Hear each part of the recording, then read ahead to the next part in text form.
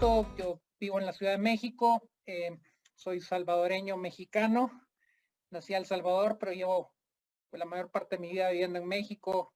Mi esposa y mis hijos son mexicanos, entonces pues bueno, ya la parte mexicana le gana más a la de El Salvador, aunque pues por diferentes razones colecciono El Salvador. Y quizás la razón principal es la posibilidad de que al ser un país que nunca ha sido muy popular, se puede hacer mucha investigación y descubrir cosas nuevas, ¿no? Entonces, la idea de esta presentación es hablar sobre el libro. No es una presentación sobre los sellos, aclaro, es más bien una presentación sobre el libro, porque eso es lo que Gerardo en su momento me invitó a dar.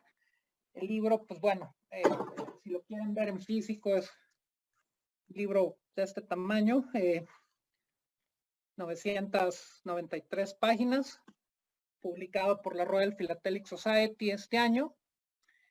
Pasta dura, bueno, tamaño carta, básicamente, un poquito más grande tal vez, y fue publicado en Inglaterra en octubre, o sea, hace 4 semanas.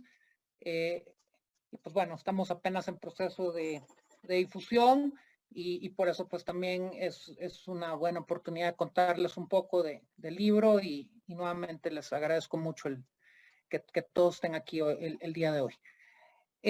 Los autores, bueno, este es un proyecto que iniciamos en el año 2000 con Joseph Hahn. Joseph Hahn tenía en los años 70 la mejor colección del Salvador del mundo. Es la única colección salvadoreña que se ha vendido en una subasta dedicada al país. La vendió en su momento Christie's en Ginebra en 1979. Es la única que ha habido del país.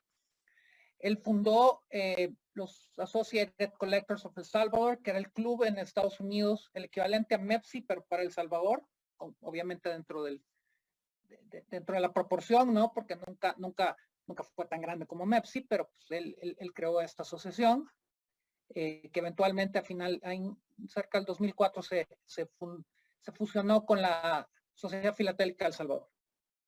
Y bueno, y pues de mi parte, pues sí, pertenezco a la Academia Hispánica de Filatelia, al igual que Jaime. También estoy en la Royal Philatelic Society y en otros clubes. Y en México, pues mi club es Jalisco Filatélico, el cual pues hace, híjole, ya casi 28 años me dio la oportunidad de empezar a exhibir y empezar a aprender, y pues siempre hemos tenido la relación, a pesar de que pues ahora ya no estoy viviendo en Guadalajara desde hace bastantes años.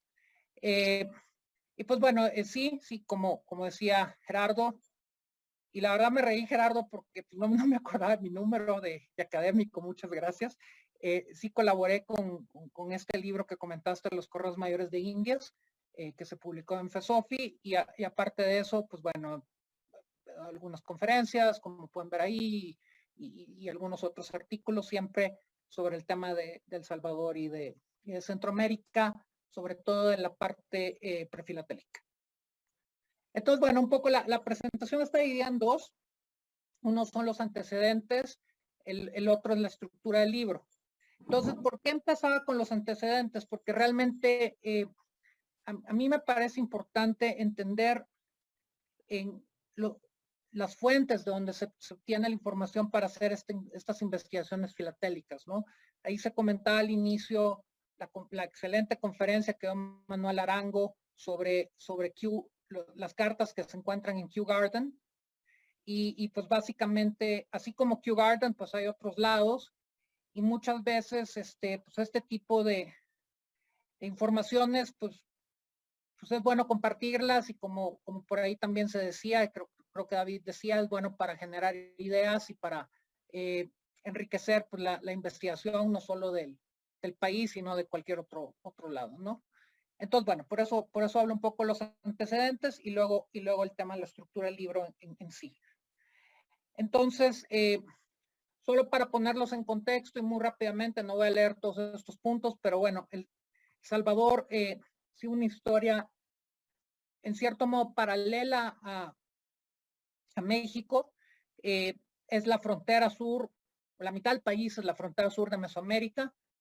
la otra mitad ya estaba más culturalmente relacionada con Nicaragua, con lo que es hoy Nicaragua y Costa Rica, pero la norte todavía sí tuvo una influencia maya.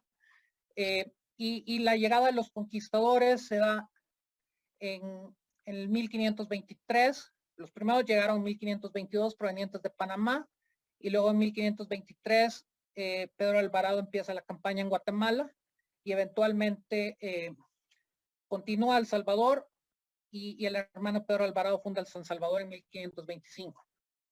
Es una Centroamérica, pues bueno, lo que era Guatemala, parte de Honduras, pues, sobre todo la parte cercana a Guatemala, El Salvador, no la parte caribe, que prácticamente ahí estaba deshabitada.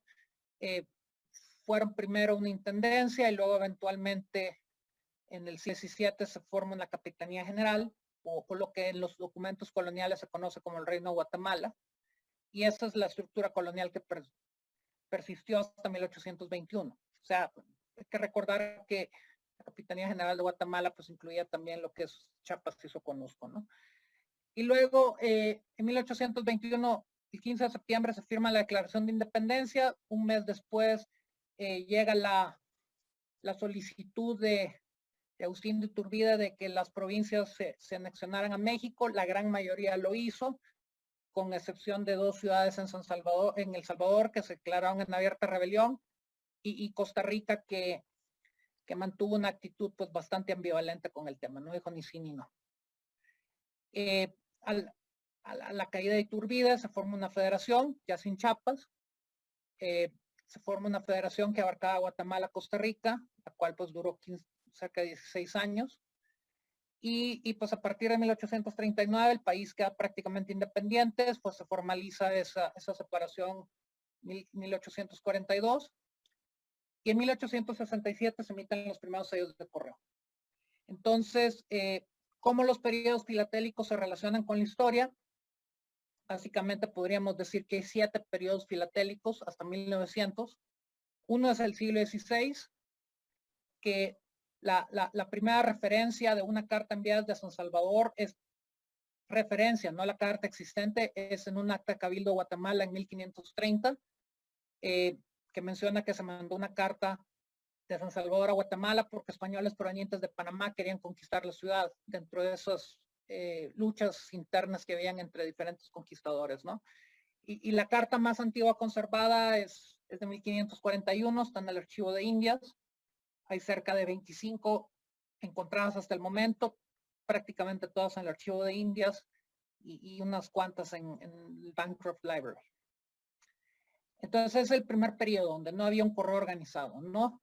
El segundo periodo es el del correo mayor, que básicamente se nombra un correo mayor del Reino de Guatemala en 1602. Todavía en teoría el correo en Guatemala dependía del de México, por eso este nombramiento es un poco nebuloso, por decirlo de alguna forma. Y en 1620 pues sí ya se formaliza una posición de correo mayor del Reino de Guatemala, con una posición vendible y renunciable, como era en tiempo de los Habsburgo, ¿no? Entonces ese es un periodo que dura desde inicios del siglo XVII hasta 1768, perdón, ahí está mal aquí en nacionalización del correo mayor debería decir 1768, y a partir de ahí empieza lo que es la parte correo colonial, que termina con la independencia en 1821. Hay un cuarto periodo que es muy corto, que es existen muy pocas piezas, que es cuando Centroamérica era parte de México. Si alguna vez están interesados en oír de esto un poco más, pues hay un artículo que escribimos que se llama Academus, y hay piezas del Salvador, hay algunas piezas de otros lados. Hay hasta una carta dirigida a Vicente Filísola cuando estaba sitiando San Salvador, para acabar con esa rebelión que les comentaba. Entonces, bueno, es un periodo que en algún momento, si ustedes están interesados, pues podemos hacer una charla que no sería muy corta porque tampoco hay tantas piezas, pero, perdón, sería corta porque no hay tantas piezas, pero es un periodo que a mí personalmente me hace súper interesante. Luego está el quinto periodo, que es la Federación, que termina en 1839, y de 1840, por decirlo, hasta hasta la fecha, pues el periodo republicano, cuya prefilatelia termina en 1867 con la emisión de los primeros sellos de correos. Entonces, el libro, en realidad, el que vamos a ver hoy, cubre las emisiones postales del siglo XIX, que es ese periodo de 1867 a 1900. Entonces, bueno, un poco para hablar de las fuentes y sobre todo en el caso de la historia colonial y me extendió un poco en este tema porque al inicio de la presentación escuché que había interés en este periodo, por eso he contado un poco más de lo que tal vez pensaba hacerlo al inicio. Realmente las fuentes para buscar historia colonial son prácticamente fuentes primarias, o sea, no hay muy poco escrito, hay un libro que lo vamos a ver en la siguiente slide, pero realmente si no se buscan fuentes primarias, es poco probable que se encuentre algo nuevo, ¿no? Algunas de las fuentes primarias que en nuestras investigaciones hemos podido consultar, pues bueno, está el Archivo de Indias, que es el que está en el extremo superior izquierdo, que no se necesita ir al Archivo de Indias, se puede consultar muchísimo online con el portal de archivos españoles, que es el PARES, que si alguien no lo conoce y está interesado, les puedo mandar el link. Luego está el Archivo General de Centroamérica, que sobre todo para todo el tema del Reino de Guatemala y el tema de la Federación, pues es un archivo que es insustituible, está en Guatemala, incluso en muchas cosas del tema de Chiapas, pues obviamente siendo la jurisdicción. En mi caso, tuve la oportunidad de consultar el Archivo Nacional de Honduras hace algunos años, el del Salvador, que es el que está en el centro, que es el Palacio Nacional de la ciudad, y la Bancroft Library, que como decía, tiene algunas cartas del Salvador del siglo XVI. Entonces, fuentes primarias pues son básicas en este tema, pero también ha habido ciertos otros libros, ¿no? Y uno es la historia del Correo en América de Cayetano Alcázar, que cuenta muchísimo de ese periodo colonial, que igual si lo quieren, yo lo tengo en PDF, es un PDF que se podía bajar de Google Books hace algunos años, o sea, el que lo quiera se lo mando sin ningún problema. Y hay otros libros adicionales, ¿no? Está el caso Guatemala, Walter Bosé de Argentina publicó Los orígenes del correo terrestre en Guatemala, que es un libro interesante. Tenemos obviamente los de Tizón, de Prefilatelia Española. Están estos libros que ya son un poco difíciles de encontrar de correos marítimos españoles, que realmente son muy buenos, incluso vienen listados de barcos que venían, sobre todo a partir de 1764, entonces es una referencia fantástica. Y luego en el caso ya un poco más específico Centroamérica, tenemos el libro de Leo Harris, que es The Postal History and Listing of Prephilatelic Postmarks, que es el primer intento en crear un catálogo prefilatélico de Centroamérica. Que bueno, por ahí un proyecto en puerta de actualizarlo. Y finalmente el libro que comentaba Gerardo al inicio de los correos mayores de Indias, que hay un capítulo dedicado a México, que también está en PDF, se puede descargar de FESOFI, pero si quieren el PDF yo también se los puedo mandar. Entonces, El Salvador nunca, por el tamaño del país y por el contexto que perteneció a Centroamérica, nunca hubo una cobertura específica del país, siempre la información que se encontraba era dentro de este contexto regional, en los libros como los que pueden ver en el slide, aunque sí aparecían, por ejemplo, listados de marcas, como pudiera ser en el caso de Leo Harris o en el caso de Tizón. Entonces, bueno, fuentes más recientes, por decirlo de alguna forma, ya entrando a mediados del siglo XIX, ya para el periodo republicano, pues los diarios oficiales o gacetas oficiales son invaluables. Afortunadamente, El Salvador tuvo la iniciativa hace como 15 años de digitalizar todos los diarios oficiales desde 1847. Y bueno, para hacerles corta la historia, el PDF era fantástico, pero no se podía, no eran imágenes, entonces no se podía hacer búsquedas. Entonces, pues hubo que leerse todos los diarios oficiales desde 1847 a 1900, por eso es que uso lentes. Pero pero bueno, si se quiere en términos de decretos, en términos de información, de referencia, sobre todo en un país donde prácticamente los documentos originales republicanos se perdieron, el diario oficial es invaluable.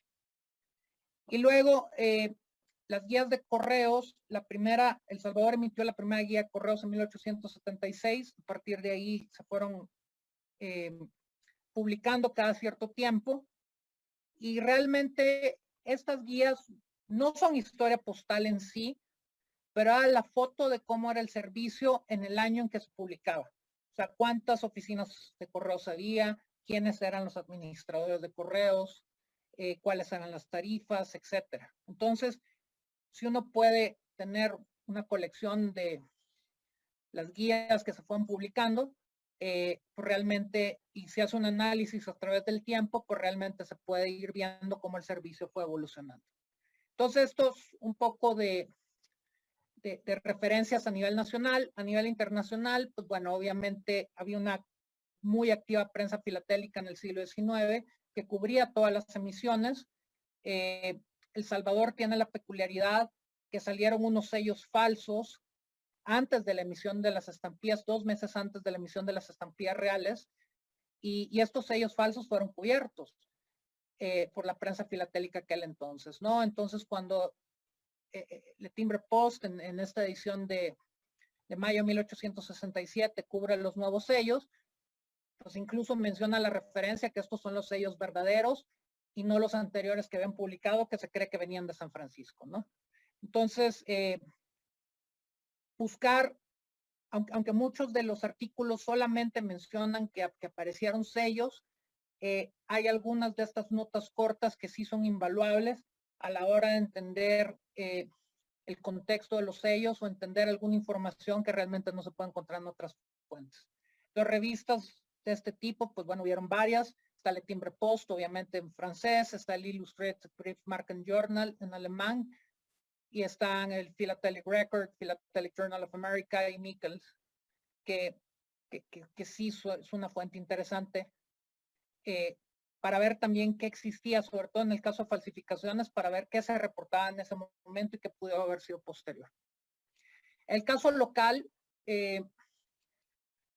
a diferencia de otros países, realmente publicaciones filatélicas prácticamente no hubieron. Realmente estos libros son los primeros estudios, los libros que estamos publicando ahorita son los primeros estudios estructurados en forma de libro. O sea, antes lo que hay son revistas y lo que hay es que es el decano de todas las publicaciones sobre El Salvador, que es el catálogo de los sellos postales de la República del Salvador, publicado por Ricardo Sagrera, que era un comerciante. En realidad, su papá tenía la ferretería más grande del país y él, su hobby era vender sellos en sus tiempos libres después de ayudar en la ferretería. Entonces, él publicó este catálogo. Es fantástico porque también muestra muchísimas variedades, incluso falsificaciones que ahora ya se sabe que existían en ese momento, existían en el país en 1901, pero desafortunadamente solo hay 2 copias. Una, a mí me tomó cerca de 12 años encontrar la primera copia, la encontré en el Collectors Club de Nueva York, y acabo de encontrar el año pasado la segunda en el British Library. Entonces, es un poco el compendio de todas las diferentes fuentes. Obviamente ha habido revistas también filatélicas. Se tuvo lo que fue primero ACES, que luego se convirtió en el Faro, que era el equivalente de Mexicana, nuevamente guardando las proporciones, eran revistas mucho más sencillas. Y la Sociedad Filatélica El Salvador sacó algunas publicaciones en los 60, más que todo, 50 y 60, que era El Salvador Filatélico, que luego pues también sirven para tener alguna referencia a lo que se estaba viendo con los coleccionistas a nivel local. Y finalmente, bueno, el catálogo de Joseph Hunt, que es la única subasta de cada país, como decía al inicio, de Christie's en 1979. Y en los últimos años, pues, al unirse ACES con la Sociedad Filatélica El Salvador, se sacó primero esta revista El Salvador Filatélico El Faro, que era online, y posteriormente cambiamos el nombre al Salvador Philatelist, que básicamente es como lo hemos ido publicando, aunque en los últimos más o menos 5 años ha sido muy esporádicamente. Entonces, este era un poco el resumen de lo que había antes de empezar con este proyecto, de las diferentes fuentes que han alimentado a este proyecto. Como les decía, el proyecto empezó en el año 2000. Inicialmente dijimos, no, hombre, esto nos vamos a tardar 3 años. Nos tardamos al final 20. Y el primer resultado fue este libro publicado en el 2015 por el Collectors Club de Chicago, que fue sobre el periodo prefilatélico de El Salvador. Y ahí el 1525, pues se vuelve, que mencionaba en el cronograma, se vuelve importante, ¿no? Porque sí estamos abarcando desde los primeros años de la fundación de la ciudad, que fue la primera en lo que hoy es el país, hasta el final del periodo prefilatélico, ¿no? Entonces, pues el libro, bueno, la verdad tuvo muy buena acogida, tuvo varios reconocimientos que pueden ver ahí, y ese fue el primer tomo. Entonces, a partir de ahí, pues, empezamos a consolidar lo que hoy es las emisiones del siglo XIX, y es lo que vamos a ver a continuación. El libro básicamente tiene 19 capítulos, o sea, como les decía, son 993 páginas divididas en 19 capítulos, 4 apéndices, y básicamente los capítulos se dividen en 4 bloques. El primero es el periodo antes de que El Salvador entre en la UPU, que es de 1867 a 1878, que hay 2 emisiones, la del 67 y la del 74, que es la misma emisión contramarcada, y luego los primeros 10 años u 11 años de ingreso en la UPU. Que hay una emisión de 1879, que es la primera impresa en el país y la primera impresa en Centroamérica realmente, que es los 5 sellos que pueden ver ahí. Hay un capítulo dedicado a entropostales y hay un capítulo dedicado a misiones alegóricas, que fueron impresas por la American Banknote. ¿Por qué cortamos en 1889? Porque a partir de 1890 se inicia el contrato con la Hamilton Banknote Engraving and Printing Company, representada por Nicolás Ibeck, y entonces la dinámica de las emisiones cambia totalmente. Se vuelven emisiones anuales, se vuelven emisiones que tenían no solamente sellos postales, sino también enteropostales, y pues es una dinámica, un análisis muy, muy, muy diferente. Pues bueno, pues la estructura aquí es un capítulo por emisión por año, ya van a ver por qué, y básicamente pues ahí es donde nos vamos prácticamente al capítulo 8 al capítulo 19. Entonces, bueno, básicamente en cada bloque hay un capítulo dedicado a la historia postal. ¿Y por qué pensamos que era importante? Porque realmente no quisimos separar en una publicación aparte el tema de historia postal del tema de las emisiones. O sea, ahí, por ejemplo, por darles un ejemplo, Guatemala están pensando reeditar sus handbooks y van a hacer un tomo cubriendo los puros sellos, van a hacer otro tomo cubriendo los enteropostales y otro tomo hablando de historia postal. Realmente nosotros no quisimos seguir ese esquema que tal vez pensaría que es un poco más usual, sino que quisimos hacer un análisis mucho más holístico de las emisiones del siglo XIX, y para ello pues sí era importante dar el contexto en el cual estos sellos se habían emitido. Entonces de ahí vienen estos 3 capítulos, uno al inicio de cada bloque, el cual pues básicamente lo que tienen, lo que van a ver en las siguientes slides en el centro es reproducciones de las hojas del libro, tal cual como está, y en la parte de abajo es el contenido de los capítulos que estamos hablando en ese slide, solo para ubicarlos, ¿no? Entonces, en este caso, en los capítulos de historia postal, pues bueno, siempre se inicia con un poco de contexto histórico muy corto, solo para entender qué estaba pasando en el país en ese momento. Sí entramos a detalle de lo que era la estructura del servicio postal, de lo que eran las regulaciones, todas las normas que hubo. El Salvador tuvo cerca de 5 o 6 en el siglo XIX, sí las mencionamos. Comentamos los servicios que se fueron abriendo a medida que el país iba creciendo, iba profesionalizando el servicio, o sea, servicio de apartados postales, hay servicios de giros postales, o sea, se fueron creando, habían servicios de entrega urbana. Entonces, todos estos servicios se fueron agregando a medida que el siglo XIX iba pasando. Y luego también pues damos un seguimiento de las administraciones y las oficinas postales que hay, porque eso también pues eventualmente es la mejor prueba pues, o es una prueba importante en el análisis de cancelaciones, ¿no? Entonces, bueno, esa es una parte de lo que vamos en historia postal. La otra parte que hablamos es de rutas. Hay las rutas terrestres con los diferentes cambios que hubieron. Hay más, para un país tan pequeño hay más cambios de los que uno pensaría.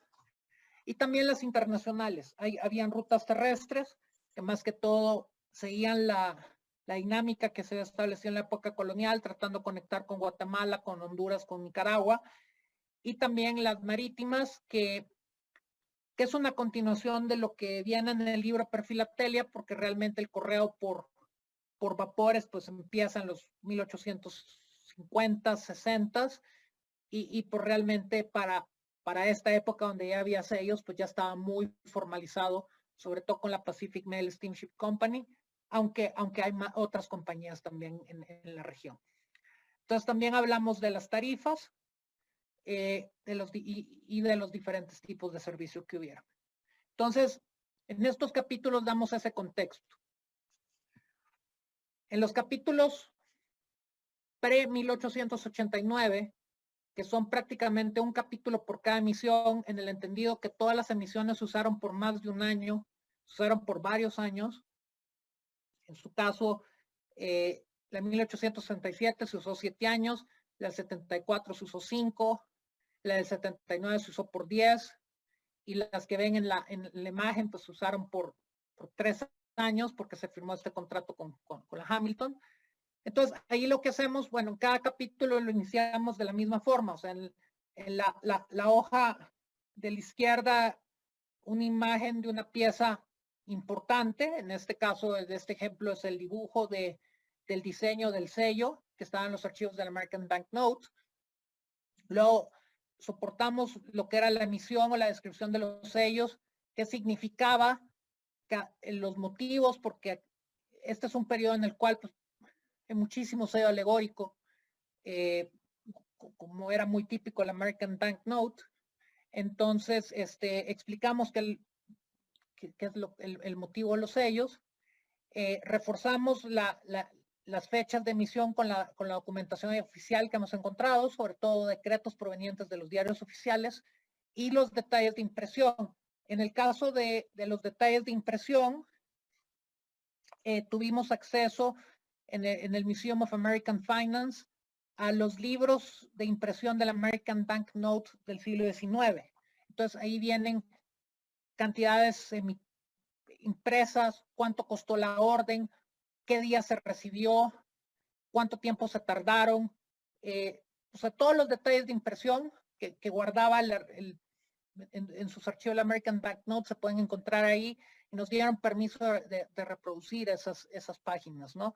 Entonces sí está, por lo menos la parte de American Banknote está muy detallada en ese sentido, y es un complemento excelente a la información oficial que se encuentra por el otro lado, ¿no? Entonces, posteriormente se describen los sellos y el contexto de cómo fueron producidos, se entra en el tema de las variedades.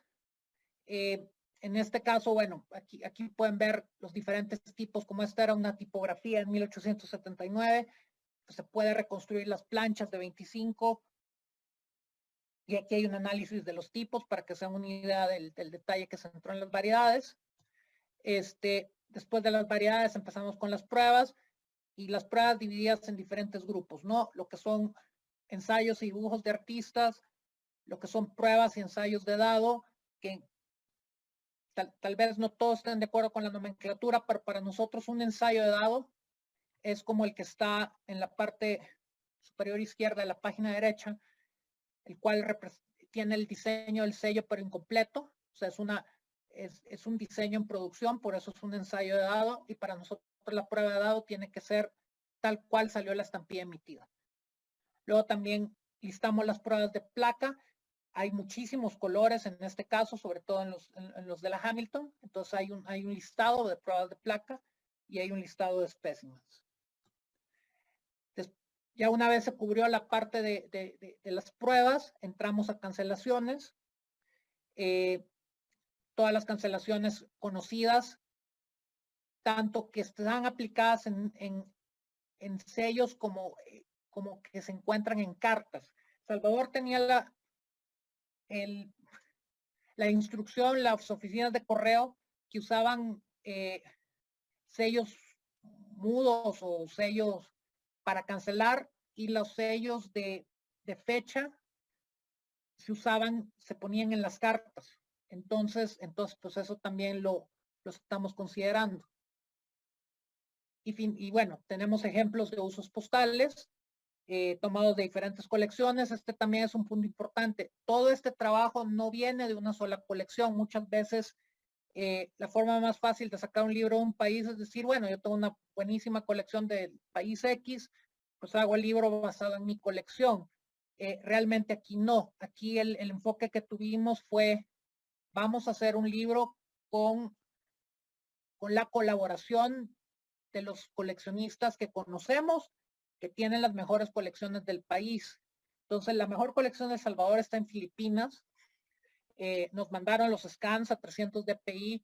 La segunda colección mejor está en Alemania. Hay colecciones muy buenas en El Salvador. La mejor colección de enteropostal está en Estados Unidos. Entonces, en base a esto es que hemos podido hacer todos estos análisis, y en base a esto es que también los ejemplos que ven vienen de diferentes colecciones. O finalmente el tema de cerrábamos los capítulos con lo que eran los sellos bogus o fantasías y las falsificaciones y un análisis de falsificaciones. Entonces, cada sello, cada prueba, cada variedad, cada falsificación y cada bogus, tenemos un sistema de numeración para identificarlos, y también tenemos un sistema de numeración para identificar las cancelaciones. Entonces, esto es un poco como es la estructura de los capítulos 2, 3, 5, 7, que son las emisiones de sellos postales antes de 1889. En medio hay una emisión de sellos, una emisión de enteropostales, son 3 emisiones, entre 1883 y 1889, esas 3 las juntamos en el capítulo 6, que básicamente lo dividimos en 3 partes. Uno es las tarjetas postales de 1883, las emisiones de sobres del 87, el 88 y el 89. Entonces, perdón, son 4 partes. Entonces, el caso de las postales, pues bueno, hablamos de precursores. Hay por ahí unos ejemplares bastante raros de tarjetas de precursores impresas por la misma persona que después hizo la emisión oficial que están viendo en estas páginas. Describimos esa emisión, describimos la documentación que encontramos sobre ella, los detalles de impresión. Este es el único ensayo, por ejemplo, que está en el National Postal Museum, en el Smithsonian, en Washington, que también nos dio permiso de reproducirlo. Y bueno, listamos variedades, listamos uso postal, ¿no? Entonces cubrimos las postales como un bloque. Luego nos vamos a los sobres, y en cada una de estas 3 emisiones presentamos los diferentes tipos, las variedades. Hay muchísimos papeles diferentes, porque lo que hacían era que compraban una caja de sobres variados, y pues esos sobres les imprimían el indicia. Entonces pues hay 7 diferentes colores, como pueden ver aquí, 3 variedades de color, hay variedades de solapas, hay un sinfín de temas para entretenerse con estas emisiones por bastante tiempo. Entonces, pues eso lo analizamos en este capítulo 6. Entonces, de ahí llegamos a 1889. Cuando entramos a las emisiones anuales, pues realmente sentimos que necesitábamos un capítulo separado para introducir lo que era la Hamilton Banknote Engraving and Printing Company, lo que fue Nicholas Sivek, y dar ciertos lineamientos generales sobre las emisiones. O sea, no que ya de por sí el libro es bastante grande como para estar repitiendo cosas capítulo tras capítulo. Entonces, por ejemplo, el tema de cancelaciones, decidimos juntarlo en este capítulo, porque cubre prácticamente hay cancelaciones que cubren los 10 años, hay otras que cubren 2. Pero no queríamos estar haciendo ese análisis, repetirlo capítulo por capítulo, porque realmente iba a ser un libro inmanejable, ¿no? Entonces, este capítulo se centra en estos lineamientos generales, en esa introducción a quiénes eran ellos. Aquí hicimos todo el análisis de estas cancelaciones que le comentamos. Ya para ese entonces, ya El Salvador, muchas de estas cancelaciones las aplicaban directamente sobre los sellos. Y también terminamos este capítulo con un resumen de las fantasías que existen y de las falsificaciones. Entonces, a partir de ahí, con los capítulos del 10 al 19, como dijimos, cubren una emisión por año. Coincidentemente, no lo teníamos planeado así, pero coincidentemente, pues el capítulo 10 es 1890 y de ahí sucesivamente hasta el 19, que es 1899. Entonces está fácil de recordarse. Y bueno, la estructura es muy similar, es parecida a la de los capítulos anteriores, pero aquí no separamos los entropostales. Aquí lo que hicimos es, vemos el año tal cual como fue enviado por Hamilton al país. Entonces empezamos con la descripción de los sellos, junto con la documentación oficial que pudiera haber, los detalles de impresión que existen, que en el caso de la Hamilton Banknote no hay tanto detalle como la American, pero sí hay un tema que es muy importante en todos los sellos llamados Sivek, que es el tema de distinguir los originales de las reimpresiones, y eso se distingue por el tipo de papel en que fueron impresos. Entonces hay un análisis, como pueden ver en el tema de la derecha, pues bastante exhaustivo de lo que son los papeles originales y los papeles de reimpresión, que esto realmente es un tema que Joe Hahn pues, literalmente le dedicó más de la mitad de su vida a hacerlo. O sea, desde los 70 inicios de los 70 estuvo analizando miles y miles y miles de sellos para llegar a estas tablas. Entonces, pues básicamente, pues es una aportación que después de varias iteraciones, esta es la versión ya definitiva, que es la que queda plasmada en el libro. Después de esos análisis de papeles, está en el tema de las variedades. Aquí, bueno, aquí pueden ver un listado de variedades de perforación con ejemplos en la página de la derecha. Y de ahí terminamos los sellos y en el mismo capítulo cubrimos los entropostales, con secciones separadas para postales, para sobres y para fajillas. Y en algunos años hubo algunas otras emisiones, como pudieron haber sido tarjetas oficiales, pudieron haber sido letter cards, o pudieron entonces son las dos otras entropostales adicionales que hubieron, que se cubren en los años en que aparecieron. Entonces aquí se puede ver los diferentes tarjetas postales que se emitieron, las variedades que hay, en este caso pues la diferenciación entre originales y reimpresiones, que es lo que está aquí abajo, y ciertos otros detalles de impresión que pudieran haber.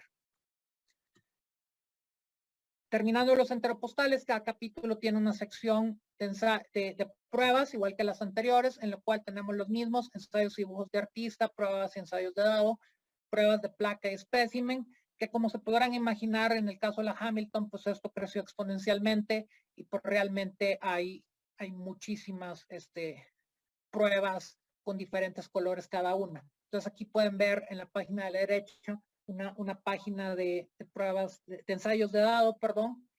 A cada ensayo pues tiene su número y tiene su subnúmero para indicar los diferentes colores que hay. Para esto pues también hicimos un centro de colecciones, de catálogos, de subastas, etc.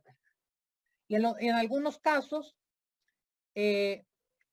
aprovechamos la coyuntura que salió salieron las placas de impresión de la Hamilton y el American Banknote a la venta y pues bueno, conseguimos el permiso para poder reproducir todas estas placas para que se viera la placa a la izquierda y la prueba a la derecha.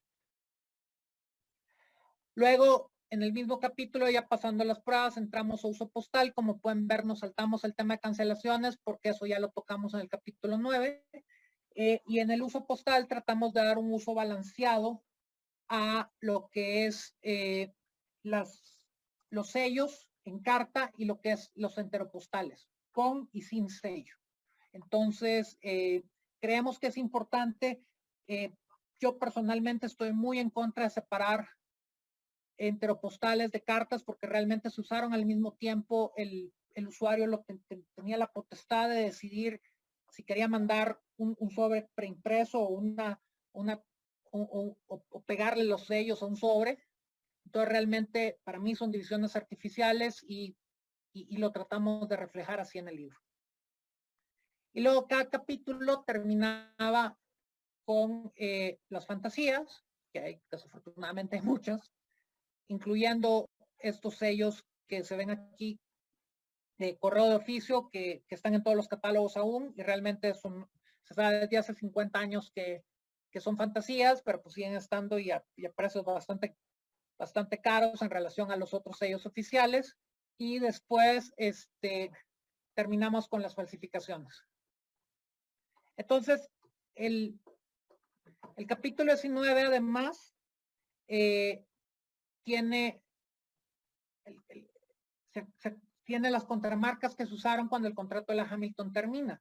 El Salvador no tenía dinero para emitir sellos nuevos, entonces realmente se pusieron a hacer diferentes tipos de contramarca para poder sobrevivir hasta que juntaron el dinero para hacer una nueva emisión en 1903.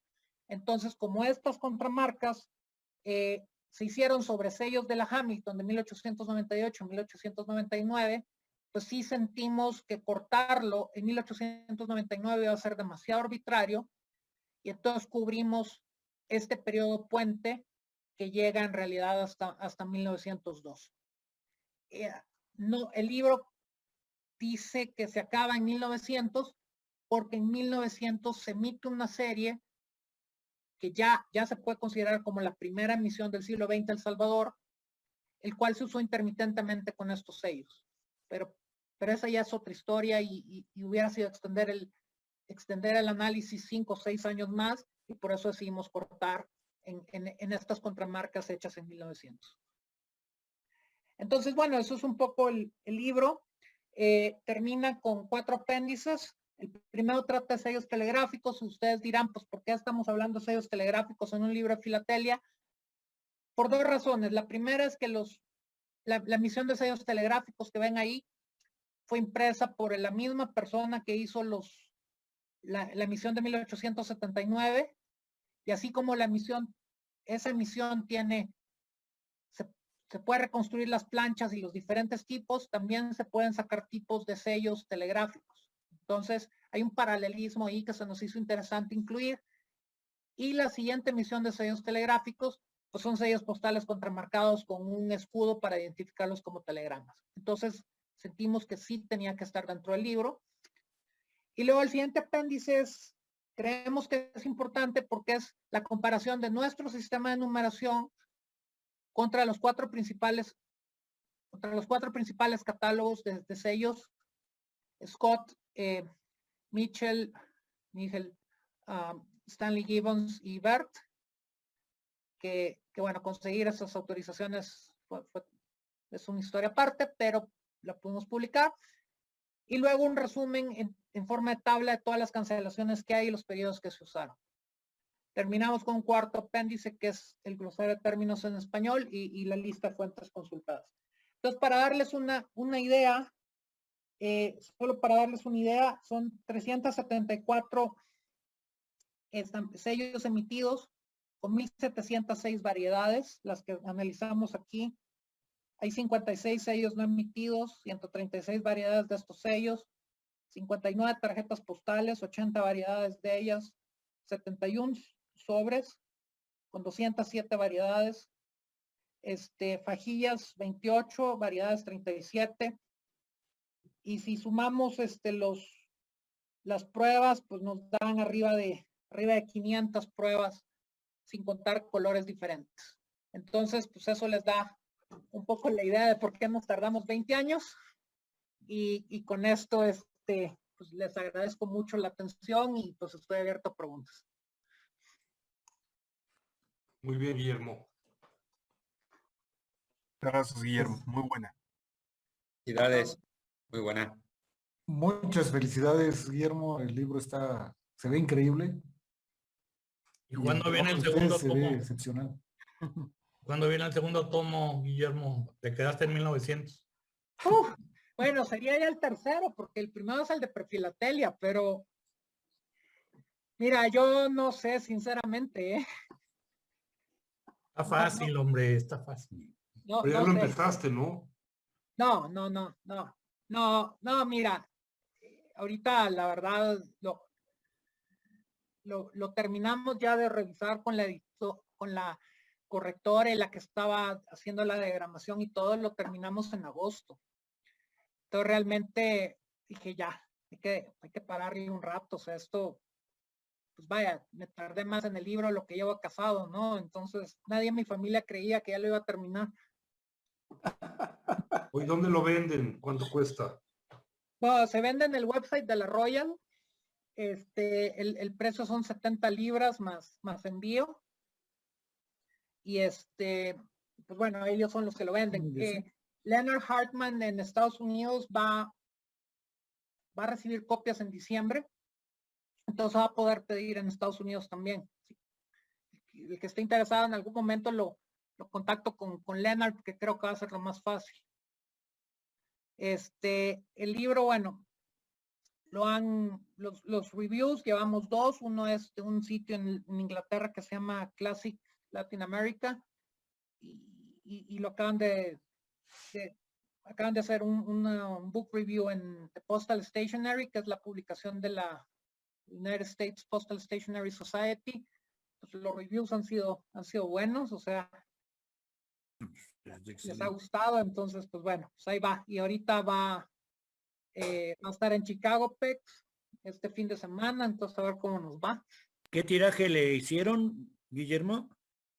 Fíjate que no tengo el número exacto, sé que son más de 100, pero no tengo el número exacto. No es una edición muy grande, porque también tampoco es un tema así enormemente Está muy interesante. bestseller, ¿no? Oye, Guillermo. Así es caso, entonces.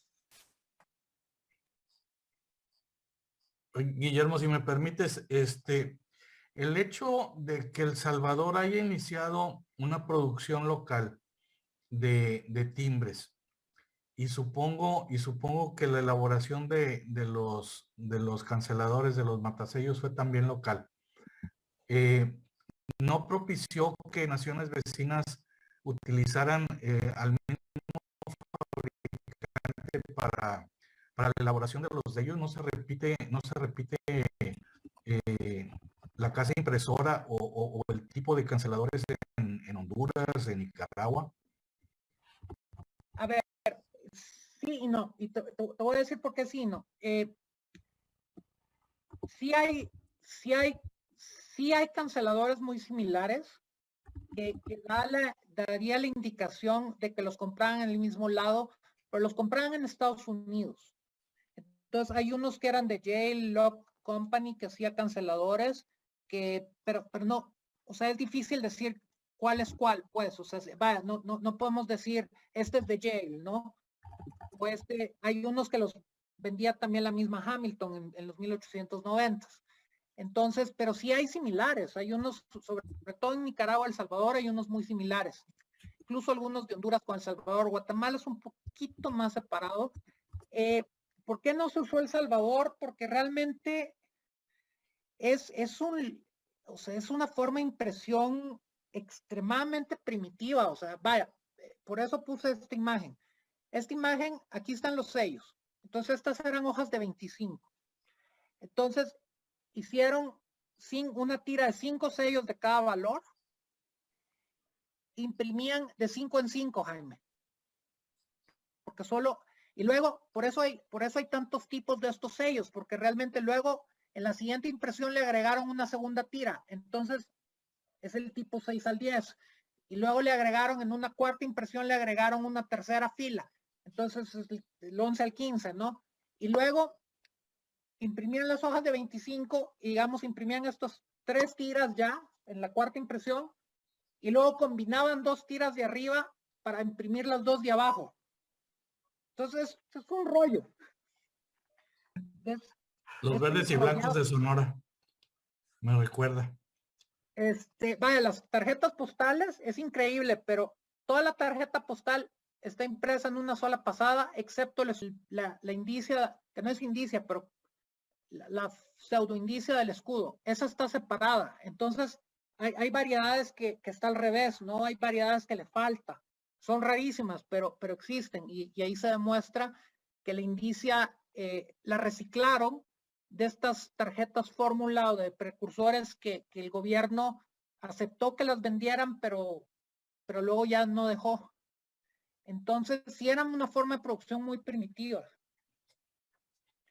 Por eso es que y aparte hizo sellos telegráficos, ¿no? Entonces, yo creo que por eso nadie le quiso ir a comprar. Aparte, cada país iba por su lado. Guatemala se iba mucho a contratar sellos en Francia. Nicaragua, Honduras y El Salvador eran más parecidos porque todos habían sido clientes de American Banknote antes de pasar a Hamilton. Entonces ahí sí encuentras más similitudes. Guatemala es más separado y Costa Rica fue más separado también.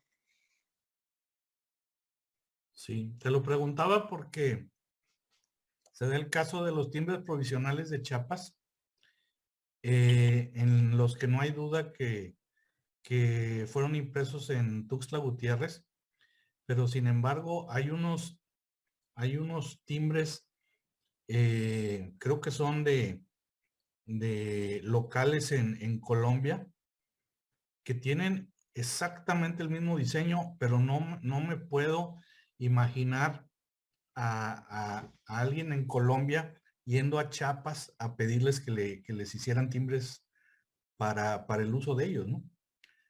Pero bueno, es que la similitud es tanta que tú dices, bueno, tal vez se dio el caso. Sí, no, pero está complicado, ¿no? Pero sí, no, en Centroamérica no, Jaime, realmente no hay. Incluso no hay producción local de sellos en bastante tiempo. O sea, no me acuerdo el caso específico de cada país. Yo lo que sí me puse a averiguar porque yo creo que la mejor compra que he hecho en mi vida fue compré un sello de estos verde, pero de 1 centavo, pero estaba impreso en rojo. Y no me costó nada y luego resultó después de un montón de análisis, incluyendo análisis por XRF, que es la prueba de ese sello y es la única que se conoce. Y pues básicamente, pues ahí puedes ver que era muy, muy precario todo, pues. Era muy, muy, muy primitivo la forma en que lo hacían. ¿Cuántos habitantes tenía El Salvador en 1900? Mira, 1900 han de haber sido como unos, yo creo que 300,000. El tema es cuántos sabían leer, ¿no? Y escribir. O sea, la mayor parte de correspondencia que hay o es de políticos, o sea, gente que, por decirlo de alguna forma, era descendiente de familias criollas, ¿no? O emigrantes, ¿no? Sobre todo alemanes. Había mucha migración alemana.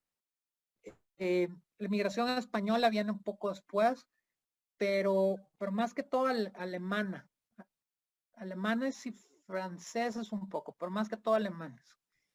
Ya. Pues felicidades y que sigas acumulando medallas. No, gracias. Guillermo, ¿por qué tienen planes para editarlo en español? No, Gerardo, mira, el tema es una pregunta que, bueno, a El Salvador no les gusta mucho, sinceramente, pero es que realmente es un tema, como les decía, es un país que no es popular, pues, empezamos por ahí. O sea, es la gran oportunidad y el gran hándicap, ¿no? Oportunidad porque pues ha permitido encontrar un montón de cosas que si hubiera sido México, si hubiera sido, no sé, España o otro lado, pues ya está la gran mayoría de cosas escritas, ¿no? Entonces, pues eso te da mucha oportunidad de encontrar cosas nuevas, pero por el otro lado, sabes que esto va a ser algo muy de nicho, ¿no? Entonces, en su momento cuando empezamos esto, dijimos, ¿sabes qué? Pues vamos a asumir que la mayoría de gente en El Salvador que colecciona esto, por lo menos va a entender cuando lea el inglés, si es que no lo habla bien, que muchos lo hablan, entonces lo vamos a dejar en inglés, ¿no? Por eso ha sido así, no, es demasiado para traducirlo al español. ¿Cómo fue la colaboración con Hans, con Joseph? No, pues bueno, pues muy buena, o sea, realmente, mira, o sea, vaya, si me sirve 30 segundos les voy a contar la anécdota, pues, o sea, yo empecé a coleccionar El Salvador de pura casualidad, o sea, realmente, y vaya, y Ernesto, y bueno, tal vez Ernesto no, pero gente de Jalisco Filatélico como Demetrio Sánchez se acordará muy bien, ¿no? Yo coleccionaba Alemania, y cuando empezó eBay, compré una prueba de este sello, de estos sellos de Colón, que eran los únicos sellos que me llamaban la atención del Salvador. Y eBay era esto te estoy hablando del 98, eBay era tan pequeño que todavía escribías y decías, oye, ¿qué más tienes? ¿No? Y la gente te contestaba. Y resulta que al que le compré esa prueba era el curador del coleccionista de Filipinas. Entonces, este señor me empezó a mandar un montón de información que tenía el de Filipinas, me dio scans, y empecé él me enseñó El Salvador, ¿no? Él se llamaba Abraham Luspo. Pero él me puso en contacto con dos personas, me puso en contacto con Joseph Handy y me puso en contacto con Brian Morehouse. Entonces, yo empecé con Joe así de que no sabía nada, pues, entonces él me enseñó un montón. Y él me compartió pues todo el tema de los papeles y todo esto. Y pues ha sido un proyecto conjunto, o sea, vaya, el texto es mucho mío, pero sin la ayuda de él este libro no estaría aquí. Entonces es un proyecto conjunto, Gerardo, no, es una relación de 23 años, pues, no 25. Entonces sí, pues afortunadamente Joe, pues, bueno, ya tiene el libro, es una gran satisfacción pero sí, ya está mayor, pues. Entonces. ¿No es muy difícil buscar un colaborador? Fíjate que en general, yo lo que te puedo decir, el nivel de colaboración fue fantástico, ¿eh? O sea, David Chong, que es el coleccionista de Filipinas, realmente él me mandó el scan a 300 dpi de toda su colección y yo tengo carta blanca de usar lo que quiera en donde quiera, ¿no? O sea, vaya, si ves las revistas o si ves incluso las conferencias de mi oficina, las conferencias que he dado en otros lados, hay piezas de su colección en todos lados. Es imposible. No, la portada del libro es una pieza de él, es el mejor, es el considerado el mejor sobre El Salvador, o sea, es el valor más alto de la emisión de 1874 con un error de doble contramarca para colmo todos los sellos añadidos ingleses añadidos en Panamá, ¿no? Entonces, creo que es la mejor demostración de la colaboración. Hubo otra persona que era un coleccionista alemán, que era Michael Petter, que desafortunadamente murió el año pasado, pero él se involucró muchísimo en el proyecto. Incluso él murió de cáncer, estando en el hospital todavía 2 semanas antes de morirse, todavía seguía mandando emails discutiendo capítulos del libro, ¿no? O sea, yo ni sabía que estaba en el hospital y seguía mandando cosas. O sea, realmente ha sido, y así te puedo contar, bueno, de la colección de enteropostales, se llama Eric von Hungen, también espectacular todo el nivel de colaboración que dio. Y así te puedo decir de 20, 25 gentes, pues. Entonces, no, Arnulfo tiene una pregunta, creo. sí, perdón, Arnulfo. Sí, gracias. Gracias. Bueno, primero, Guillermo, muchas felicidades por tu presentación. Es un trabajo impresionante el documentar todo esto y la consistencia para llegar al logro de formar pues bueno, yo diría que es el compendio más importante que he visto de un país. Es más, ojalá y México lograra encontrar un compendio de esta naturaleza, así a ese grado. No, Muchas gracias. felicidades. Y por otro lado, bueno, yo comparto contigo mucho el concepto de por qué separar las emisiones de timbres que las emisiones de los enteros postales, si salen al mismo tiempo y están a la ventanilla al mismo tiempo. El concepto del servicio es el mismo, el valor es el mismo. Posiblemente ya materializar un sobre o una tarjeta o algún medio adicional para que facilite el servicio es diferente, pero yo creo que eso es muy recalcable y pues para mí sí sería un tema de hacer el estudio en conjunto, así como lo presentaste. Sí, pues, bueno, yo qué te puedo decir, yo soy un convencido de eso y fue uno de los temas que se discutió en este foro de enteros postales, que cómo se podía incluir más cosas, ¿no? Porque vaya, yo tampoco es que he exhibido mucho, pues, pero la primera vez que exhibí me dijeron, oye, presentaste un entero postal sin sellos y otro con sellos, pero pues eso es duplicidad. Pero le digo, no, pero pues no, porque pues, al agregarle sellos le estás cambiando la tarifa, sí, pero es que eso es historia postal. Entonces ahí es donde dice, espérate, o sea, esa es mi opinión muy personal, pues. Puede haber gente que no lo ve así, ¿no? Muy bien. Una de las cosas que está en el artículo es tratar de poner, pusimos una tabla con las diferentes situaciones de uso enteropostales, ¿no? Entonces, vaya, si por ejemplo presentas una tarjeta postal, la misma, pero con dos destinos diferentes, aunque sean así increíblemente raros, si no es porque tienes una ruta saliendo a tu país diferente, pues es duplicidad, ¿no? Pero si ya le agregas sellos, si la tarifa cambia o si la ruta es diferente, si por ejemplo en uno lo mandaste por vapores franceses y en otro lo mandaste por ingleses, pues entonces pues eso ya podría considerarse, ¿no? Pero pues, todas son sugerencias apenas. ¿La accesión de Temisco?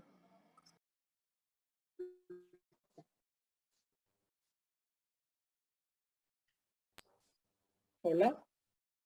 Sí, ya te escuchamos, Guillermo. Sí, no sé si alcanzaron a oír lo último que comenté, pues, de lo del Sí, comité. de las dos rutas, sí. Pues sí, se considera diferente, pero bueno, nada más comentar el tema, que estoy de acuerdo contigo en ese tema y posiblemente hay que, pues, intensificar a lo mejor de qué manera se podría entrelazar un estudio, porque hacer un estudio simplemente del timbre o un estudio simplemente de los enteros de historia postal es donde se mezclan tanto la tradicional como la historia postal y enriquecen el uso integral del servicio, más que nada, ¿no? Así lo manejó Sí, Carlos sí, tal cual. Fernández. Así lo manejó Carlos Fernández en su catálogo cronológicamente. ¿Sí? Yo creo que mucho esto es el lastre que venimos arrastrando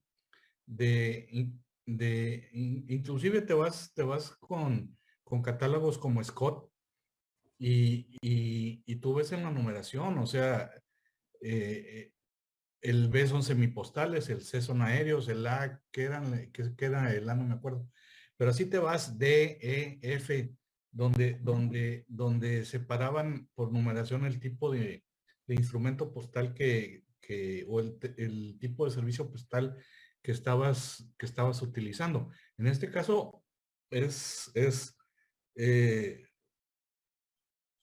totalmente de acuerdo contigo en que se debe manejar cronológicamente, pero hay gente que nunca no la vas a hacer cambiar.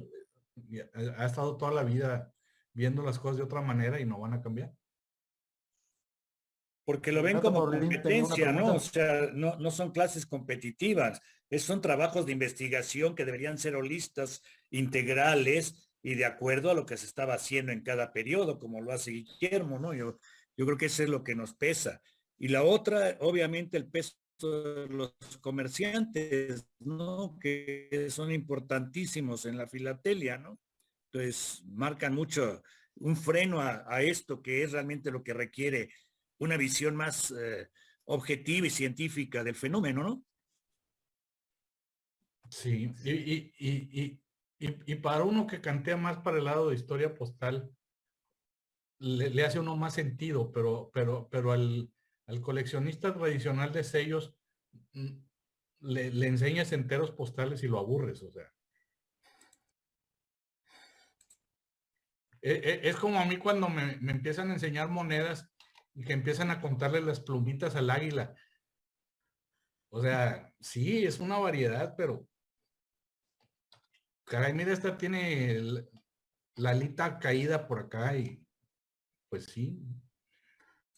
Pero eso a mí no me habla, no me dice nada.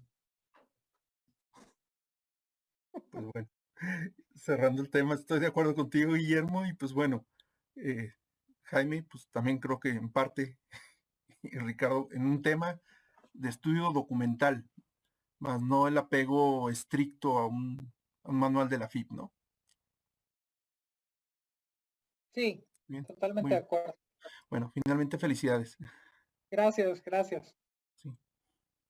Renata Paulín tenía una pregunta para ti, Guillermo. Sí, Adelante, Renata.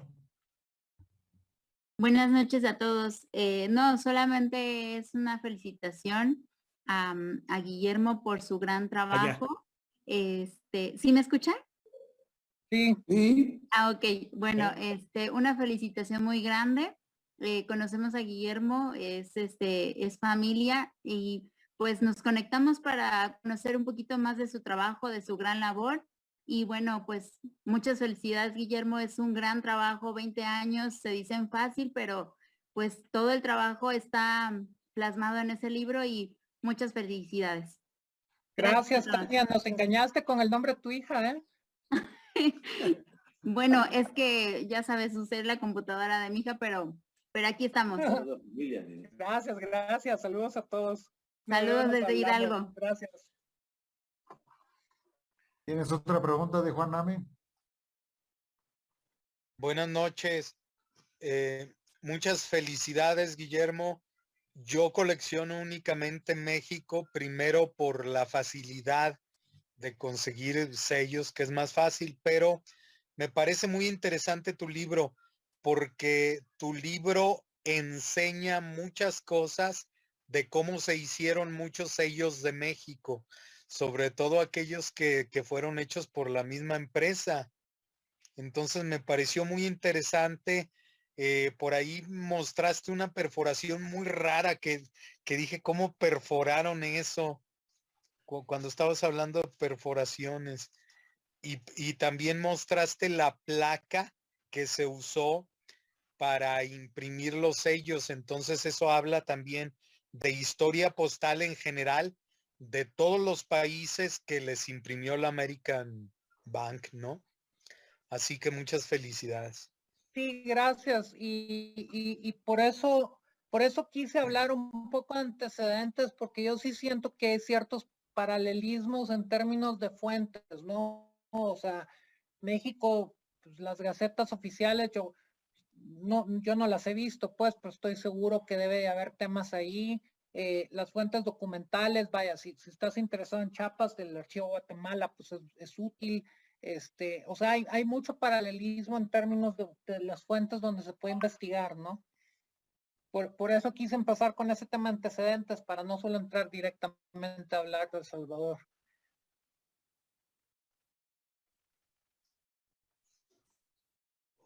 Hola.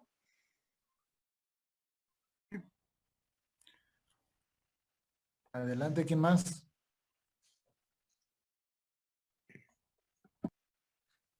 Bueno, platícanos un poquito más de qué es lo que haces en la Real Academia Hispánica también, Guillermo.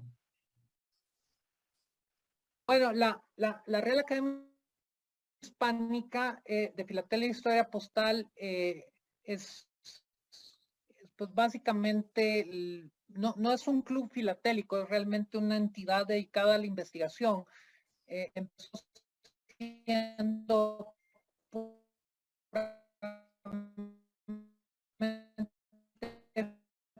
filatelia, Te estás cortando ahorita, pero Guillermo. realmente pues, filatelia, por eso cambié el nombre. Voy a quitar el video a ver si me oyen mejor.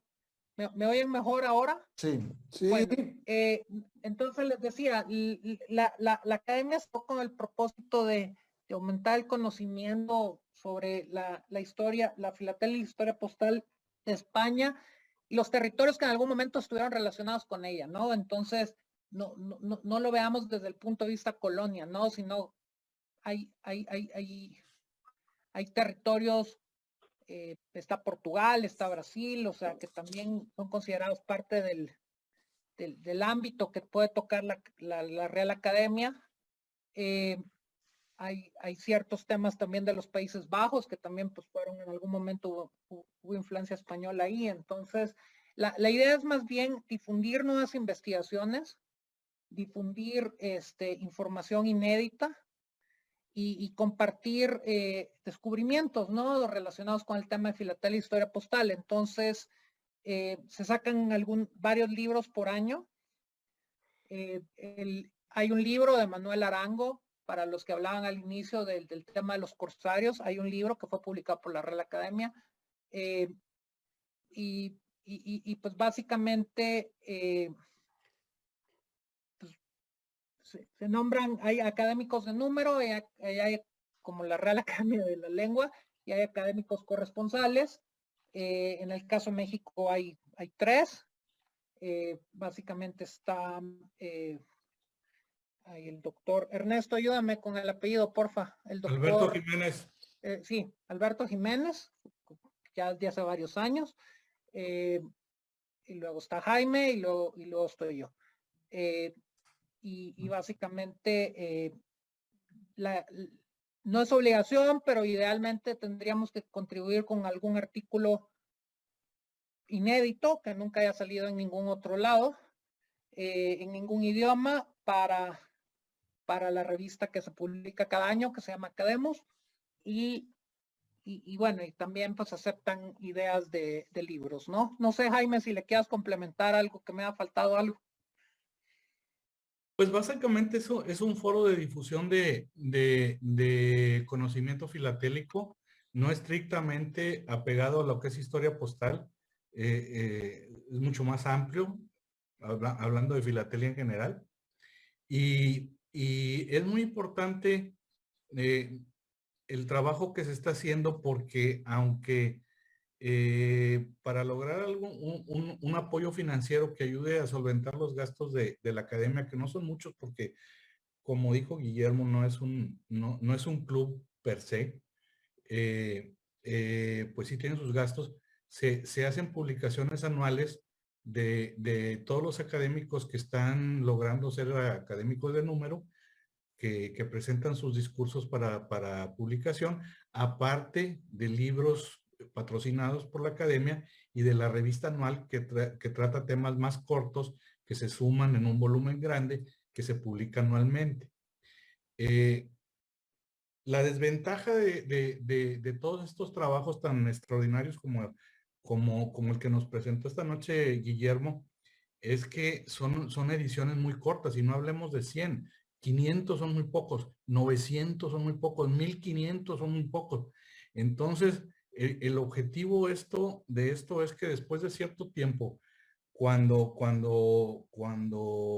se recuperen los gastos de impresión que se requiere para dejar una constancia física de que existió ese trabajo y ese libro, se difunde, como lo mencionó en varias ocasiones Guillermo, digitalmente, en PDF, en otros formatos, porque lo importante, nadie de los que estamos haciendo esto lo hace por dinero, lo hace para preservar. Todos ustedes conocieron a Roberto Liera. Imagínense todo el conocimiento que se perdió ahí. Podrá ser verdadero, podrá ser falso alguno de los datos que él publique, pero cuando menos quedan y son debatibles. Fue más la pérdida de no tenerlo y que se haya ido con él, y tenía una mente fotográfica extraordinaria.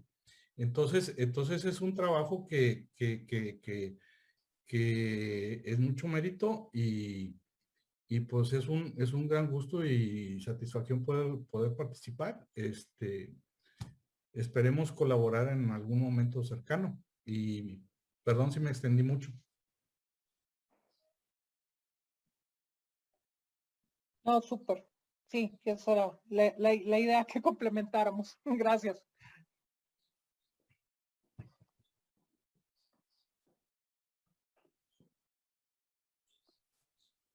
Gerardo, estás en mute. ¿En qué parte podemos ver reflejado tu participación en la Real Academia en el libro? ¿Cómo te pudo ayudar la academia? Bueno, a ver, híjole, es que, a ver, es una pregunta interesante y la estoy pensando. Y no siento que haya sido más en este libro. Te voy a decir por qué. Porque este libro es muy específico del país. Entonces realmente, si querías, o sea, aquí la información venía a dos lados, venía de tres lados. O venía de fuentes primarias o venía de publicaciones filatélicas, que alguien hubiera analizado alguna emisión en algún momento hace algunos años y se usaba como un punto de comparación, como decía Jaime ahorita, o coleccionistas que tenían el material y que lo podían compartir. O sea, eran las tres principales fuentes de este libro. En el libro anterior es un poco diferente, el libro Prefilatelia, que lo voy a poner solo para que. El libro Prefilatelia es muy diferente porque ahí pasan dos cosas. Una, en el momento que es un periodo súper extenso, que las fuentes no son las tres que mencioné, sino que hay mucho más fuente primaria, y también es imposible entender a El Salvador en este momento, o sea, de ese periodo que son 340 años, 300 años fueron, perdón, 320 años fueron junto con el resto de la región.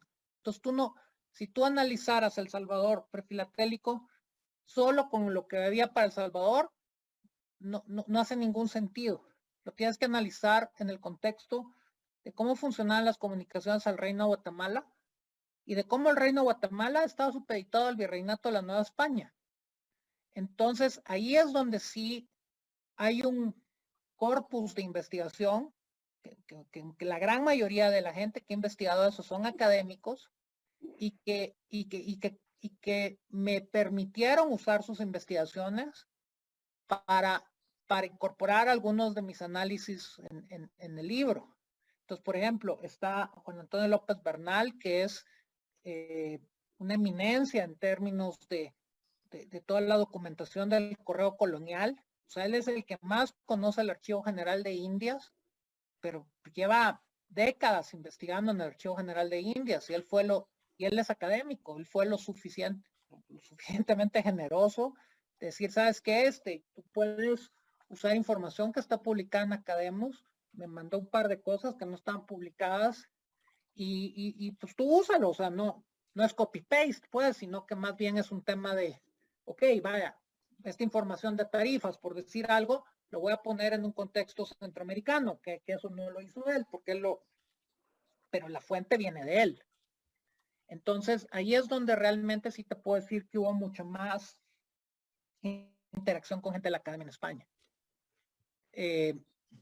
Porque al final todos compartimos esto. O sea, el reglamento de 1764, correo marítimo, fue para todos. El reglamento del 1787 fue para todos. Las tarifas de 1814, pues en teoría eran para todos. México no las aceptó. Guatemala y región sí. Entonces, pero eso es lo que por eso es que este libro igual no le debimos de haber llamado The Pristine Period of El Salvador, igual lo debimos, o sea, si ahorita me dices, pues igual no lo debimos de haber sacado así, lo debimos de haber hecho más grande y lo debimos de haber hecho Pristine Period of the Kingdom of Guatemala, ¿no? Y haber puesto todas las marcas del reino de Guatemala, porque todo el contexto de historia postal no es de El Salvador, es de ellos, de toda la región. Y ahí la academia sí. O sea, el hecho de que puedas tener acceso a toda esta gente que ha pasado meses de su vida en el archivo de India, pues es invaluable, ¿no?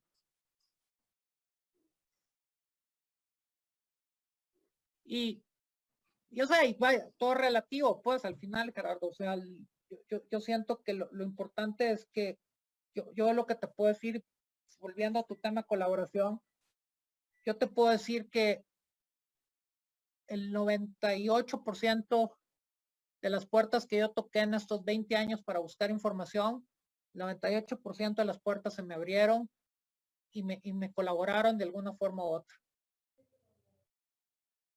O sea, no, vaya, incluso hay una sección de agradecimientos de 2 páginas en cada libro de estos, porque realmente esto es un trabajo colaborativo, o sea, y lo quisimos hacer así desde un inicio. No era la colección de Joe de los 70 reeditada, como hay algunos libros así en Centroamérica, es la colección de tal persona, así casi como los que edita Corinfila pero eso no es un país, eso no es la visión de un país, ¿no? Es la visión de una colección y es muy válida y es muy buena, pero sí. Pero vaya, El Salvador no podías hacer eso porque realmente no va a haber 20 libros del Salvador, ¿no? O sea, en México lo puedes hacer, vas a tener libros increíbles de colecciones individuales, pero en El Salvador no lo puedes hacer. No hay un mercado para tanto libro, pues. ¿No? Que nos No sé estás si dando te una gran respondí. cátedra de participación. Y es magnífico escucharte, ¿no? No, gracias. Gracias.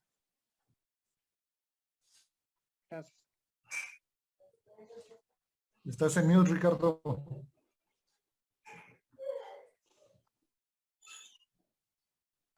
Sí, yo creo que vale más la pena hacer libros que presentar materiales, ¿no? O sea, en lo personal tengo más esa idea que la idea de competencia, ¿no? O sea, yo soy más de aportar en algo más integral y definitivo que una competencia contra nadie, ¿no? O sea, no simpatizo con las participaciones por competencia. Me parece que una obra integral y holística ya terminada es mucho más enriquecedor que ir incrementando una colección al paso del tiempo.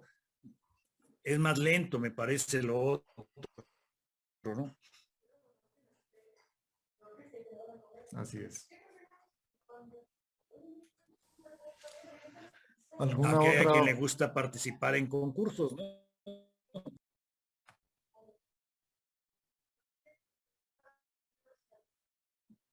Se está cortando un poco. ¿Alguna otra pregunta para Guillermo? No. Guillermo F, ¿qué es F, Guillermo? Federico. Federico. Ah, ok. Felicitarlo, Sí, la es que verdad es que un trabajal impresionante. Gracias. No, es que tengo un homónimo en El Salvador que es diputado, entonces ya se imaginarán.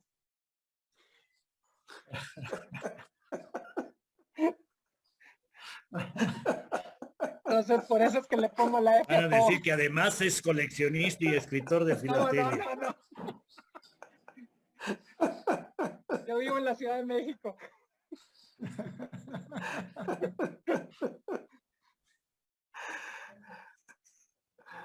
No, es que, Ernesto, ¿tenías una pregunta? Pues es una lástima, Guillermo, que el tiraje de estos materiales. Perdón, ¿decías? se está cortando, Ricardo.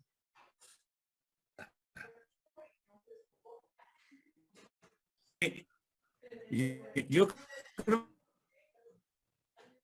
una lástima que el tiraje sea tan pequeño realmente en materiales como es, como dice, tener el documento en las manos, ¿no? Yo creo que deberíamos impulsar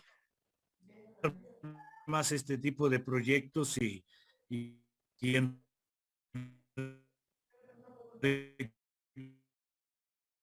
enriquecerlos, ¿no? O sea, realmente difícil que se difunda, como decía Jaime, 500 libros son insuficientes, a veces 1000 son insuficientes. El problema es que un libro de este volumen, el costo es muy alto, ¿no? O sea, e ilustrado además, ¿no? O sea, pues sí, es triste, pero bueno. Unas por otras. Sí.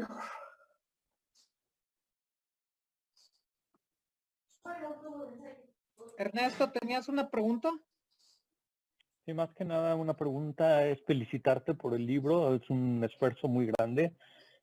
Coincido con Ricardo, creo que es un libro que vale la pena una emisión más larga, ya después de un esfuerzo tan grande que se hizo. Y también pues sé que es difícil, pero lo ideal sería que hubiera una traducción también en español para que se interesaran más los que son los países latinoamericanos, que son los que también podrían coleccionar El Salvador. Entonces, creo que después de una labor tan titánica como la que se aventaron, pues vale la pena sellarlo con la lengua pues, nativa con la que nosotros somos, ¿no? Que es el español, y no darle una prioridad a los americanos o a los ingleses, ¿no? Cuando, pues sí, es el idioma universal, pero creo que habrá más coleccionistas que hablemos español que nos interesemos por este libro, ¿no?